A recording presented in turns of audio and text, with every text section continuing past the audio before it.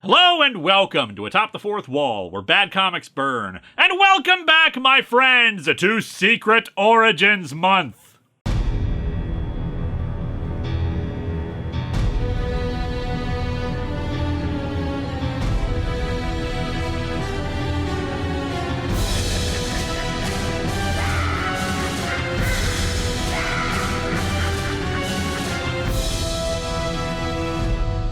Today, we're looking at the Avengers' resident robot, a classic example of the machine that often had more humanity than the people around him, the Vision. Vision comes to us from legendary writer Roy Thomas, who had become the writer of the Avengers with number 35. Stan Lee, who was the editor at the time, wanted to take Captain America off the Avengers and wanted Thomas to introduce a new character. Thomas initially had hoped to bring back an obscure Golden Age character named Arcus, who was also known as the Vision. If you're wondering why we're looking at the Silver Age version before the Golden Age version, when that's not how I've operated with other characters, show of hands, who the hell knows who Arcus is?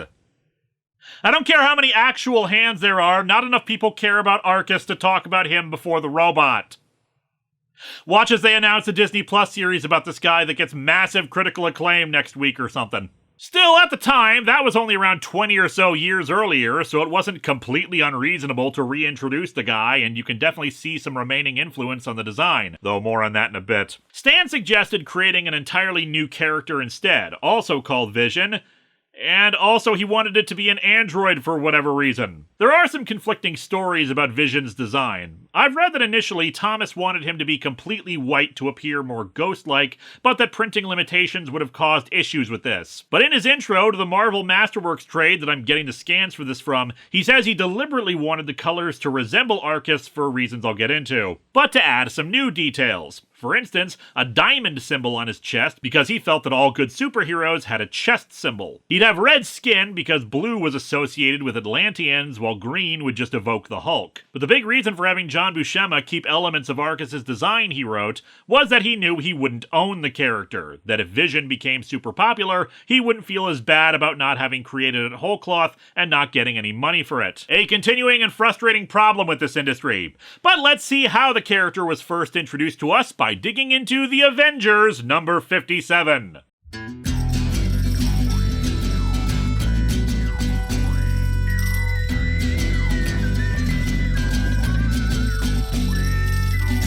Welcome to Atop the Fourth Wall, where bad comics burn. Linkara's gonna teach you all a lesson you won't learn. What's with these awkward subjects? What's all this art so rubbish? To anyone who's had a bad comic published, it could be your turn. Linkara, he is a man punch, sporadically a grouch. Linkara, he has his own spaceship, but he's always on his couch. Linkara, ghosts, gods, a universe in flux. Linkara, this comic sucks. Linkara.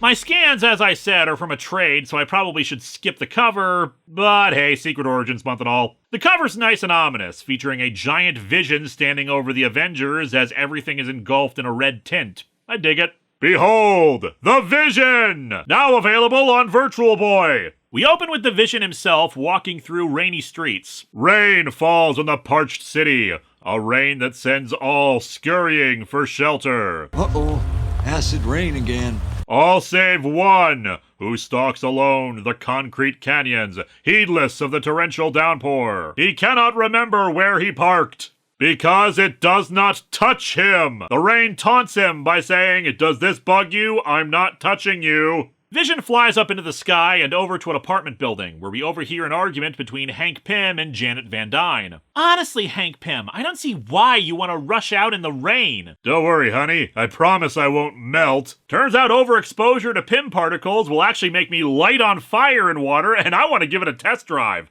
Besides, I've got some pulchritudinous germ cultures back at the lab that just won't wait, and I'm going to have sex with every single one of them. Shrinking powers are neat. He also says he needs to talk with her about something privately soon, and lest you think that joke I made is inaccurate, when Jan tries to insist on talking now, no can do, Jan. Sorry. Ever tried breaking a date with a whole herd of bacteria? Hank, the key to a polyamorous relationship is open and honest communication, and you are screwing that up right now. Jan is convinced that Hank is going to propose, but that gets slid by the wayside because she can sense Vision entering from the terrace. Your time has come, Janet Van Dyne, and there is nothing you can do to stay your fate. You have avoided jury duty long enough, Janet. No, it's some sort of unearthly, inhuman vision! Behold the terror that not even H.P. Lovecraft could have conceived of! And that voice! Like something from beyond the grave! Why does it sound like Danny DeVito? She shrinks and flies through a keyhole into a locked room and plans to call Hank back, but then Vision phases through the wall. He shoots her with his thermoscopic eyes, so they can distinguish different temperatures, and apparently it's unleashing unbearable heat on her. However, he suddenly doubles over in pain. The pain! Inside my head! Can't stand it! This is a weird Tylenol commercial. Hank Pym gets Jan's emergency signal and uses his size-changing powers as Goliath to climb up and smash into the apartment, and Jan is vindictive about this. Thanks for smashing that expensive glass to smithereens. Even my would-be assailant opened it by hand. Can this marriage be saved? No, it cannot.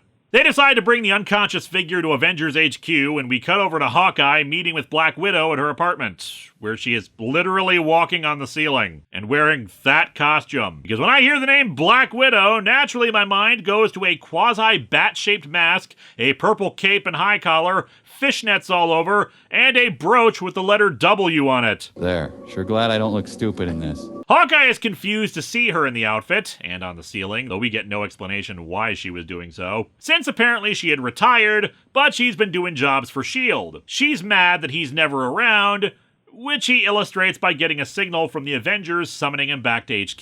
He says he'll talk with her when he gets back, but she says she won't be there. And I also noticed, to go along with her W brooch, she's got earrings with the letter B on them. Bees, my god. When, of course, we all know that the best earrings to be wearing are the little Poyo ones I sell in my store Envy. We cut over to T'Challa, who has decided to take a walk in the middle of heavy rainfall. He's helpfully thinking about his current situation and how adrift he feels. I was a prince in far-off Africa, of a hidden kingdom possessed of matchless wealth, but I found my throne an empty, hollow mockery. How did someone break into my throne room and spray paint T'Challa is to chump on it anyway? Thus I became an Avenger, hoping to find fulfillment in ridding society of those who would ruthlessly destroy it. Yet even that is not enough. I could be ridding society of so many more people! Conveniently, he hears someone yelling for the police because of a robbery. Not sure what kind of robbery, since it's 3 guys carrying guns and a single wad of cash.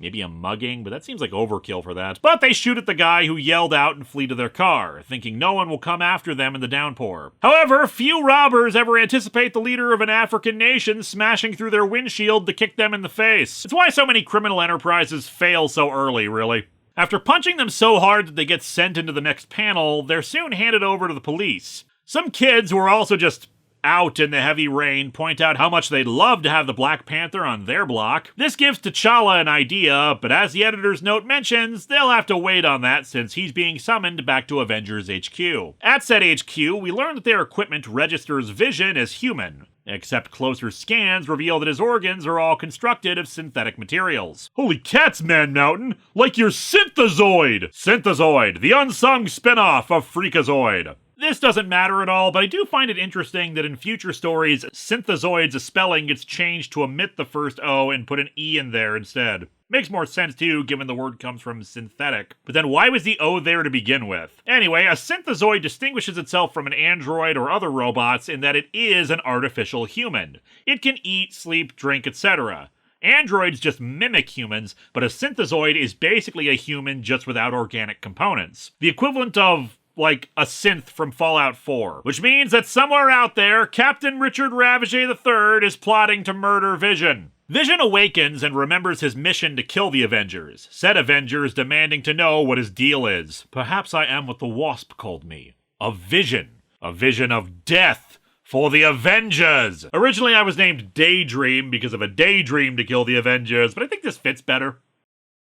They soon fight, Hawkeye losing his arrows rather easily while Black Panther tries to stop Vision with the overwhelming power of his armpit. However, as he soon explains, he can control his body's density, though Goliath's size-changing powers allows him to compensate for that and restrain him. Vision rants that he was sent to destroy them and that he must. Black Panther realizing that he sounds like someone in a trance. Vision seems to recover control of himself and they just stop holding him back because, who knows. They ask him who he is and where he got his powers. He says he doesn't know and can't remember. You've got to remember, Vision, so we can be friends, not deadly enemies. I too feel we should be allies. I mean, allies is fine, but friends? Have you even talked to Hawkeye? He soon remembers who it was who created him. Ultron 5, a monstrous being created when they tried to upgrade a Retron 5 to also play TurboGrafx 16 games. Yeah, Ultron has actually had numbers attached to his name several times, which is fine, but I feel like at a certain point he's just Ultron. I appreciate them at least keeping up with the numbered sequels as high up as 18 though. Most movie sequels would have given up by then and named him like Ultron Resurrection. I don't know why,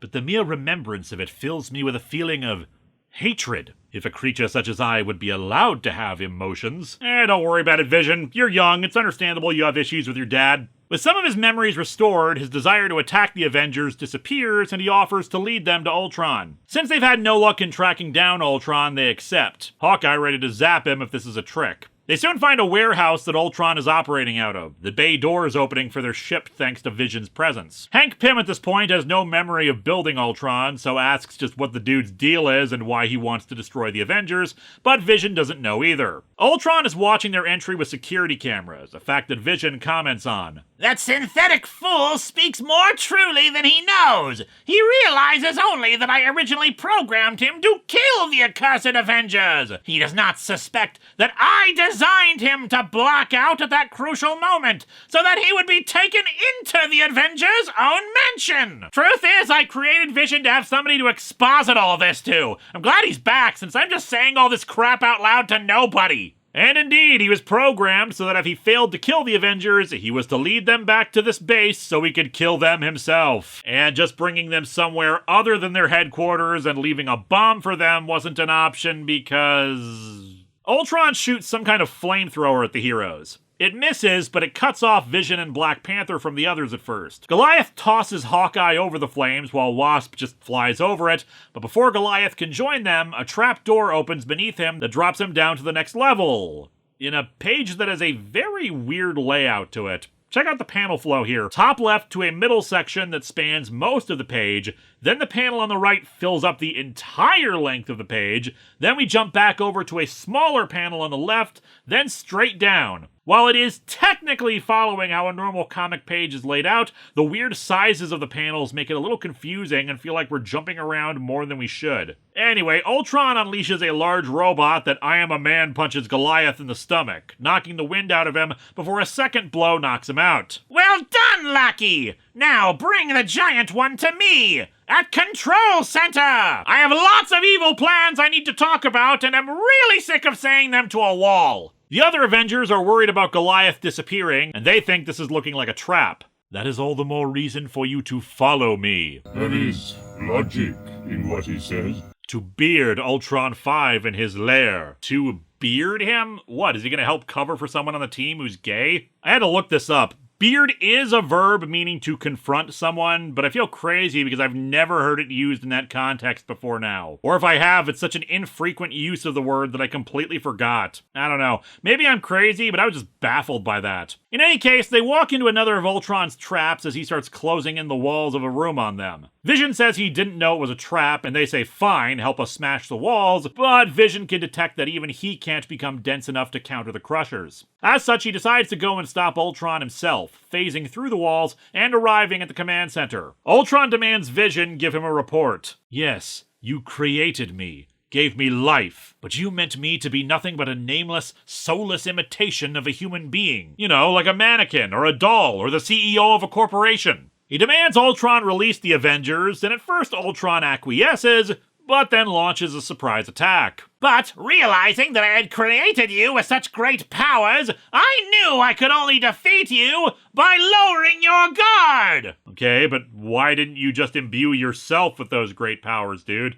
My sole weakness is the twin electrodes which stud the side of my metallic skull! Oh, that's why he didn't give himself those powers. He's an idiot who will exposit about his own weaknesses. He sends Vision into an energy vat, but Vision emerges from it, having reduced his density enough as to not be affected by it. Vision then asks why he was imbued with human thoughts and memories, but Ultron refuses to answer. He leaps at Vision to attack, but just passes through Vision as he crashes into his computer equipment, which halts the crushing walls and knocks out Ultron's lackey robot. The Avengers meet up with Vision, who explains what happened, and it seems that Ultron was destroyed in the blast. It was he who told me of the twin electrodes on his steel-strong skull. They might have withstood my attack, but not that explosion. Admittedly, an explosion would do more than just the electrodes, and at no point did I actually attack him, but still, I'm calling this my W. The remains of Ultron are nearby, but there's no sign of his head. Vision figures it was disintegrated in the explosion,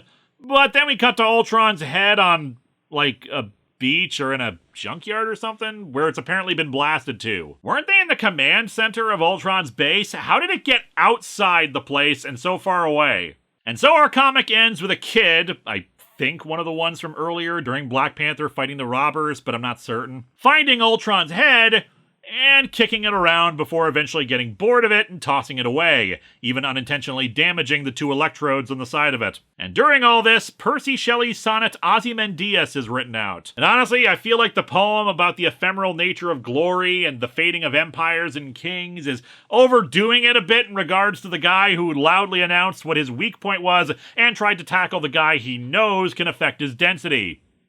Anyway, this comic is perfectly fine. As an introduction to Vision, it's decent. Honestly, my only big criticism is that the Avengers are pretty quick to trust Vision right after he just tried to murder them. Sure, T'Challa is all, but he sounds like he's in a trance and stuff, but he doesn't know that for sure, and by his nature as a robot, he could very well be programmed to be tricking them. Still, while I mock Ultron loudly talking a lot about his plans and weaknesses, he does do a good job of showing his menace by how effective he is, programming in contingencies and creating traps assuming things don't go his way. It's only that he couldn't fathom Vision turning on him that proves his undoing. We also get continuity stuff happening, ongoing plots and complex relationships between characters, something that wasn't happening everywhere in the Silver Age. There's some goofiness there certainly, and it makes me wonder how much of this was done via the Marvel method, art first, script later as a reminder, and if that would explain stuff like Black Widow standing on the ceiling, or I guess we're just talking to Vision now instead of restraining him like we were a second ago. Still, it's overall solid as a first appearance for the character, helping them take down an enemy that had been eluding them for a while. Still, Vision's actual origins are not seen here, but rather explained in the next issue. They discover Hank Pym constructed Ultron, and in turn, Ultron created Vision, of course,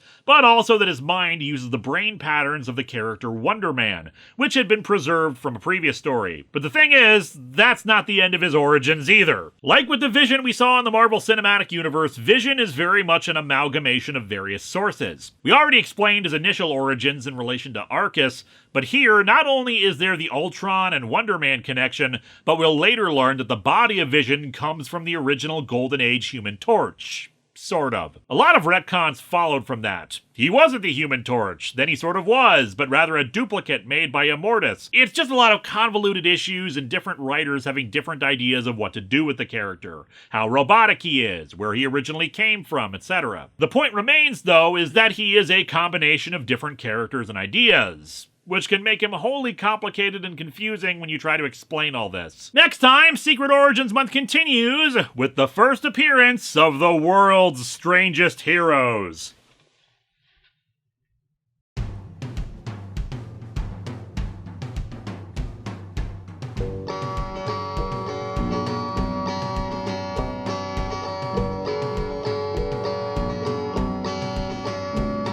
I'm sitting on my couch reviewing comics, the worst books that you will ever see.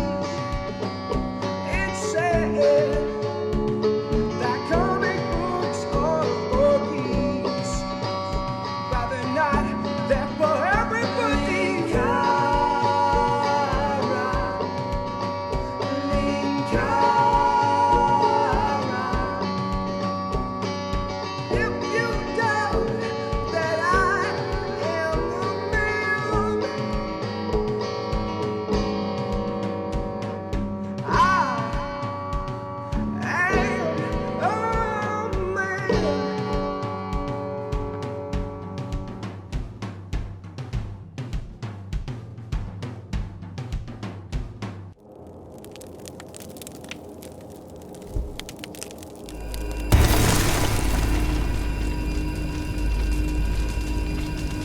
talks about having to try to kill us, yet makes no move. Maybe that puts your mind at ease, Jungle Man. 1960s casual racism.